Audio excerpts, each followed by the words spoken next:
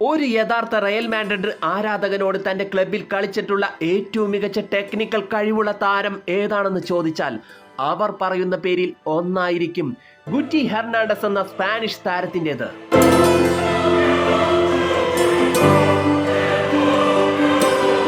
നമ്മൾ ഇന്ന് നോക്കാൻ പോകുന്നത് ഗുറ്റി ഹെർണാണ്ടസ് എന്ന റയൽ മാഡ്രിഡ് താരത്തിന്റെ റയൽ മാഡ്രിഡ് ലെഗസിയാണ്. 1990 അവസാനത്തോടു കൂടിയും 2000 തുടക്കത്തോടു കൂടിയുമാണ് ബമ്പൻ തുക പറഞ്ഞു തന്നെയാണ് ബെക്കാം, റൊണാൾഡോ, സിദാൻ എന്നിവരെ സാന്റിയാഗോ ബെർണാബിലെത്തിച്ചതെങ്കിലും ഗുറ്റിയുടെ വരവ് ഒരു സാധാരണക്കാരന്റെ പരിവേഷത്തോടെയായിരുന്നു. 1976 ഒക്ടോബർ 31 സ്പെയിനിലാണ് ഗുറ്റി ഹെർണാണ്ടസ് ജനിച്ചത്. 1986 മുതൽ മാഡ്രിഡ് അക്കാദമിയായ ലാ ഫാബ്രിക്കയിൽ സ്ഥിര സാന്നിധ്യമായി ഗുറ്റി മാറി. ഏതാണ്ട് വർഷങ്ങൾക്ക് ശേഷം, അതായത് 1995 ഗുറ്റി മാഡ്രിഡിന്റെ സീനിയർ ടീമിലേക്ക് വന്നു ചേർന്നു. ആ വർഷം നടന്ന സെവിയക്കെതിരായ 4-1 വിജയത്തിൽ ഗുറ്റിയുടെ റോൾ മികച്ചു നിന്നു. ഗുറ്റി ആരാണെന്ന് കളിക്കളത്തിന്റെ കാൽ ചലനങ്ങളിൽ നിന്ന് മനസ്സിലാക്കി കൊടുത്തുകൊണ്ട് ഫുട്ബോളിന്റെ സ്പന്ദനമായി ഗുറ്റി മാറുകയായിരുന്നു. റയൽ മാഡ്രിഡിന്റെ ആവേശമായി ഗുറ്റി മാറി. തുടരെയുള്ള 2 വർഷങ്ങളിൽ 2 ഡൊമസ്റ്റിക് കിരീടങ്ങളും സ്വന്തമാക്കി. പക്ഷേ ഗുറ്റി കളിക്കളത്തിൽ അല്പം കലഹപ്രിയനായി മാറിയത് കുറച്ചേറെ ഗുറ്റിക്ക് തന്നെ ദോഷമായി വന്നു. പലപ്പോഴും ചുവപ്പ് കാർഡ് കണ്ട് ഗുറ്റി കളം വിടുകയുണ്ടായി. എന്നാലും ഗുറ്റി ഹെർണാണ്ടസ് കളിക്കളത്തിൽ ഉണ്ടെങ്കിൽ അത് എന്നും റയലിന് മുൻതൂക്കമായിരുന്നു. സ്ട്രൈക്കറായിരുന്ന ഫെർണാണ്ടോ മോറിയന്റിന് പരിക്ക് പറ്റിയതോടെ ഗുറ്റി ആ റോൾ ഗംഭീരമായി ആടി തീർക്കുകയായിരുന്നു. 2001 14 ഗോളുകൾ ഗുറ്റി കണ്ടെത്തി. അന്ന് റയൽ അവരുടെ 27ാമത്തെ ലീഗ് കിരീടം സ്വന്തമാക്കുകയായിരുന്നു. വർഷം 2002 ക്ലബ്ബ് പ്രവേശിച്ചപ്പോൾ റയലിന്റെ തട്ടകത്തിലേക്ക് ബ്രസീലിന്റെ സ്വന്തം R9 കടന്നു വന്നു. സാക്ഷാൽ റൊണാൾഡോ നസാരിയോ. അങ്ങനെ ഗുറ്റിയുടെ ആ സ്ഥാനം മിഡ്ഫീൽഡിലേക്ക് മാറ്റപ്പെടുത്തി കൊടുത്തു അന്നത്തെ റയൽ മാഡ്രിഡ് പരിശീലകൻ ഡെൽ ബോസ്ക്. അങ്ങനെ ഗുറ്റിയെ മിഡ്ഫീൽഡിലേക്ക് ഇണങ്ങുവാൻ പരിശീലിപ്പിച്ചത് ഡെൽ ബോസ്ക് തന്നെയായിരുന്നു.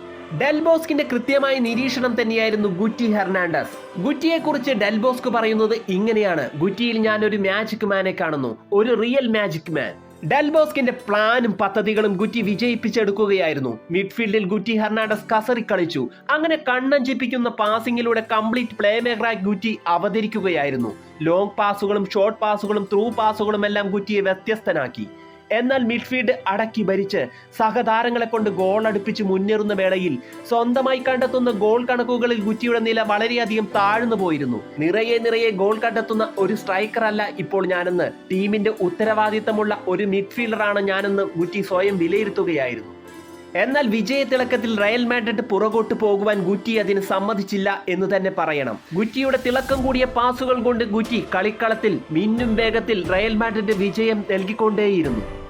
അങ്ങനെയിരിക്കെ സിനദിൻ സിദാനും ഡേവിഡ് ബെക്കാമും റയലിലേക്ക് കടന്നു വന്നതും അവരുടെ നിയന്ത്രണത്തിൽ മിഡ്ഫീൽഡ് മുന്നോട്ട് പോകുന്നതുമായി കാര്യങ്ങൾ മാറിയപ്പോൾ ഗുറ്റിയുടെ സ്ഥാനം ഒരു സെക്കൻഡ് ചോയ്സ് മിഡ്ഫീൽഡിലേക്ക് മാറ്റപ്പെട്ടു. 2003 വരെയുള്ള വർഷങ്ങളിൽ ഗുറ്റിയുടെ കാൽക്കരത്തിന്റെ തിളക്കമായി 3 ചാമ്പ്യൻസ് ലീഗ് കിരീടങ്ങൾ റയൽ മാഡ്രിഡ് നേടിയിരുന്നുവെങ്കിലും പുതിയ താരങ്ങൾ ക്ലബിൽ വന്നു ചേരുമ്പോൾ അവർ മനഃപൂർവ്വമല്ലെങ്കിൽ പോലും ഗുറ്റിക്ക് വേണ്ടി 2ാം സ്ഥാനം നൽകി പോരുകയായിരുന്നു. എന്നാൽ ഗുറ്റി കളിക്കളത്തിൽ വന്നു ചേരുമ്പോഴൊക്കെ ആ റോൾ തന്റെ പങ്കാളിത്തം കൃത്യമായി അവതരിപ്പിച്ച് ടീമിന് വിജയത്തിന് വേണ്ടി അസലായി പന്തു തട്ടുകയായിരുന്നു. വേൾഡ് ഫേമസ് ആയ ബാക്ക് ഹീൽ പാസുകൾ, ത്രൂ പാസുകൾ എല്ലാം തന്നെ ഗുറ്റിയുടെ സ്റ്റൈലിഷ് ഫുട്ബോളിന് തിളക്കം കൂട്ടിക്കൊണ്ടിരുന്നു. കാലങ്ങൾ അങ്ങനെ കടന്നു പോകുമ്പോൾ പരിശീലകർ നിരന്തരമായി മാറി വന്നു പോകുന്നത് മാലാഗക്കോട്ടയിൽ സ്ഥിരമായി സംഭവിച്ചുകൊണ്ടിരുന്നു.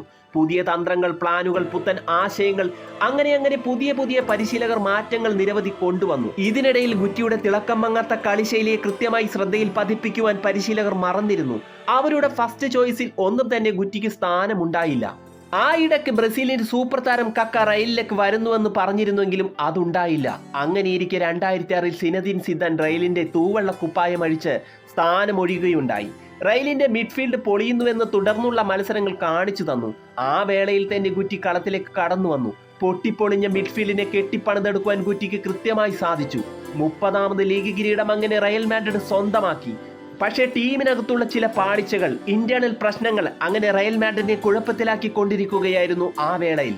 റയൽ കനത്ത തോൽവി ഏറ്റുവാങ്ങിയ ഒരു മത്സരത്തിൽ ഗുറ്റിയെ സബ്സ്റ്റിറ്റ്യൂട്ട് ചെയ്തതിന് റയൽ പരിശീലകൻ മാനുവൽ പെല്ലിഗ്രിനിയെ ഗുറ്റി ഇൻസൾട്ട് ചെയ്യുകയുണ്ടായി. കാര്യങ്ങൾ അങ്ങനെ തകിടം മറിഞ്ഞു നീങ്ങി. ഗുറ്റിക്ക് കളിക്കളത്തിൽ അവസരങ്ങൾ കുറഞ്ഞു തുടങ്ങി. 2009 ട്രാൻസ്ഫർ ജാലകത്തിലൂടെ ക്രിസ്ത്യാനോ റൊണാൾഡോയും റിക്കാർഡോ കാക്കയും റയലിലേക്ക് കടന്നു വന്നു.